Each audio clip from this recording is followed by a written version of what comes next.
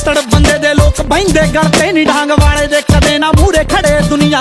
ਤੂੰ ਤਾਂ ਫਿਰੇ ਪੜ੍ਹਦੀ ਕਿਤਾਬਾਂ ਪਤਲੋਨੀ ਇੱਥੇ ਤੇਰੇ ਵਾਲਾ ਯਾਰ ਕੋਲੇ ਪੜੇ ਦੁਨੀਆ ਹੈ ਕੀਤਾ ਨੀਰ ਕਾਨੇ ਮਾਣੀ ਇਸ ਕਰਕੇ ਨੀ ਕਿਉਂਕਿ ਜੱਗ ਤੇ ਲਿਖਾਰੀ ਖਰੇ ਖਰੇ ਪਏ ਆ ਕਦੇ ਮੁੰਡੇ ਦੇ ਵੀ ਗਾਣਿਆਂ ਤੇ ਗੌਰ ਕਰ ਲਈ ਨੀ ਬਿੱਲੋ ਕਾਰਨੀ ਦੇ ਦੁੱਧ ਵਾਂਗੂ ਖੜੇ ਪਏ ਆ ਹਾਏ ਇੰਨਾ ਕੁੱਤਾ ਹੋ ਗਿਆ ਤਜਰਬਾ ਕੁੜੇ ਨੀ ਹੁਣ ਦਿਲ ਵਿੱਚ ਕੋਈ ਵੀ ਭੁਲੇਖਾ ਨਹੀਂ ਰਿਹਾ ਬੰਦਾ ਖੁਦ ਦੀਆਂ ਨਜ਼ਰਾਂ 'ਚ ਸਹੀ ਚਾਹੀਦਾ ਨਹੀਂ ਆਪਾਂ ਲੋਕਾਂ ਦੀਆਂ ਨਜ਼ਰਾਂ ਦਾ ਠੇਕਾ ਨਹੀਂ ਲਿਆ ਖੁਦ ਦੀਆਂ ਨਜ਼ਰਾਂ 'ਚ ਸਹੀ ਚਾਹੀਦਾ ਨਹੀਂ ਆਪਾਂ ਲੋਕਾਂ ਦੀਆਂ ਨਜ਼ਰਾਂ ਦਾ ਠੇਕਾ ਨਹੀਂ ਲਿਆ